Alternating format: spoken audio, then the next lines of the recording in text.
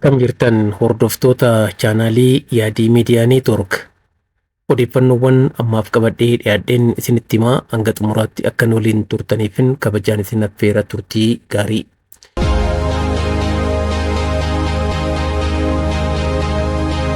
Itti aanaan ministeera muummichaa fi ministeerri dhimma alaa Obbo Dammaqaa Mokonnin Itoophiyaatti bakka bu'aa baankii addunyaa Osmaan Diyoon waliin mari'ataniiru.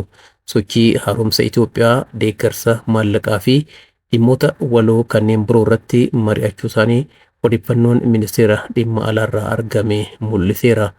Kuni kanumaan nuti jiru itti aanaan muummicha ministeeraa fi ministeerri dhimma alaa Obbo Dammaqaa Mokonnin ministeera dhimma alaa Taanzaaniyaa Jaanuwaarii Makambaa wajjin mari'ataniiru.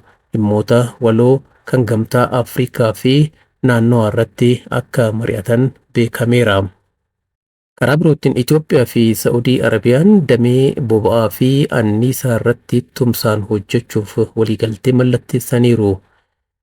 Ministeera maallaqaa Obbo Ahmed Shidee fi ministeerri anniisaa Saa'udii Arabiyaa Abdulaziz bin Salmaan Al Saa'udiin waliigaltee kana mallatteessaniiru. Biyyaaleen lameen tumsaan dhiyeessa boba'aa babal'isuu fi akka waliigalan beekameera.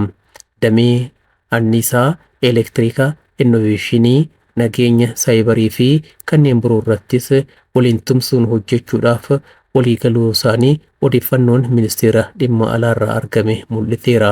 Hooggantoonni lamaan yaa'ii diinagdee Riyaaditti gaggeeffamaa jiru irratti waliigaltee kan akka mallatteessanidha kan himame. Jilli kantiibaa bulchiinsa magaalaa Shaggar Dr. Tashoomaa Addunyaatiin durfamu kutaa magaalaa Sabbataa Aanaa Meettaatti facaasaa qamadii jallisii bonee jalqabsiiseera. Jilli kun hojiiwwan misoomaa kilaastara xaafii, horsiisa booyyee, misooma aannanii, lukkuu, furdisa loonii, oomisha dammaa bulchiinsa magaalaa Shaggar keessatti hojjetamaa jiru daawwateera. Bulchiinsa magaalaa Shaggaritti bara kana keessa lafa hektaara 60,000 irratti qamadii jallisii bonaan misoomsuuf karoorfamee hanga ammaatti lafti hektaarri 1,200 facaafamu. Itti gaafatamaan waajjira qonnaa bulchiinsa magaalaa Shaggar Obbo Caalaa Adaree himuu isaanii odeeffannoon waajjira koominikeeshinii bulchiinsa magaalaa Shaggar irraa argame mul'iseera. Odeeffannoo birootiin egaa mariin nagaa mootummaa Itoophiyaa fi waraana bilisummaa Oromoo gidduutti Taanzaaniyaatti gaggeeffamaa jira jedhamee akkuma itti fufetti kan jiru ta'uusaa himamaatiin jira. Garuu immoo dhimma kanarratti odeeffannoon qabatamaan qaama dhimmi ilaallaturraa kenname hin jiru. Miidiyaawwan hawaasummaa adda addaa irrattis ta'ee namoonni adda addaa mariin kun gaggeeffamaa akka jiruu fi akka milkaa'uuf ammoo hawwii isaanii ibsaatiin hin jiru. Hundumaafuu mariin marsaa lammaffaa kun egaa Taanzaaniyaa Daaree Salaamitti gaggeeffamaa akka jirudha kan himamaa jiru. Xumura irratti xiyyeeffannoo miidiyaawwan idil addunyaa ilaaluun barbaachisaadha. Egaa miidiyaawwan idil addunyaa tibbanaa dhimma naannoo gaanfa Afrikaa irratti xiyyeeffatanii hojjechaa jiru. Egaa naannoo kanatti waraanni ka'uu danda'a jedhameeti kan yaaddoon jiru. Isaanis kanuma irratti xiyyeeffatanii dhimma kana sirritti balballoomsaa jiru. Egaa maaliif kana gochaa jiru jechuun gaafachuun barbaachisaadha. Egaa biyyaaleen lixaa naannoon gaafa Afrikaa kun jechuun Itoophiyaa dabalatee jechaadha. Nagaan akka bu'u hin barbaadanii naannoon kun akka jeeqamu, hojii misoomaarraa akka gufatu, hawaasni naannoo kana keessa jiraatu tasgabbaa'ee akka hin jiraannee fi akka shororkaa'uuf fedhii olaanaa qabu. Kanumarraa ka'uudhaan yeroo adda addaatti jeeqamsi akka ka'uuf qaamota adda addaa erguudhaan jeeqamsi akka babal'atu, waraanni walitti bu'iinsi akka jiraatu hojjechaa turani kanaan dura. Egaa gara fuulduraattis kanuma itti fufuuf fedhii kan qaban ta'uu isaaniitti kan mul'achaa jiru.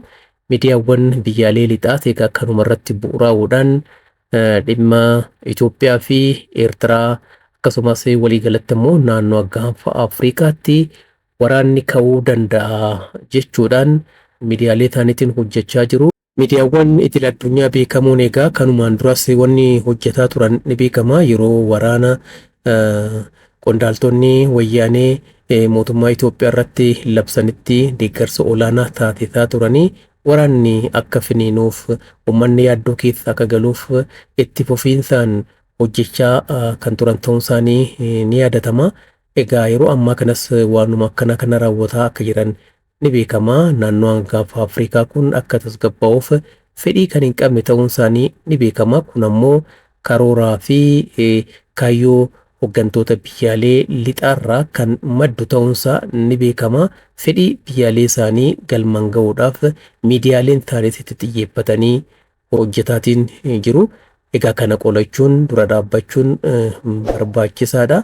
Waan isaan ittiin deemaa jiran dursuun hubachuudhaan maaliif kun ta'a jechuudhaan dura dhaabbachuun barbaachisaadha. Egaa yoo nuti onnannee hojjenne malee isaan nu jilbeenfachiisuurraa duubatti hin jedhani. Kana qalbeeffachuun hubachuun barbaachisaadhaan jedha. Waan hordoftaniif hedduun isin galatoomfadha. Nagaatti fayyaa. Yeroo biroottis haaluma wal fakkaatuun odeeffannoowwan kanneen biroo qabadhee dhufeen isin dhiyeessa. Odeeffannoowwan ani dhiyeessu kun egaa namoota biroos dhaqqabuu akka danda'uuf subscribe godhaa, laayikis godhaa, yaadas kennuu ni dandeessu. Egaa yoo kana gootan qofadha guyyootti odeeffannoon ani isin dhiyeessu isin dhaqqabuu kan danda'u, namoota biroos dhaqqabuu kan danda'u yoo kana raawwattanidha. Kan akka raawwattaniif kabajaan ittiin affeera. Turtii gaarii. Nagaatti.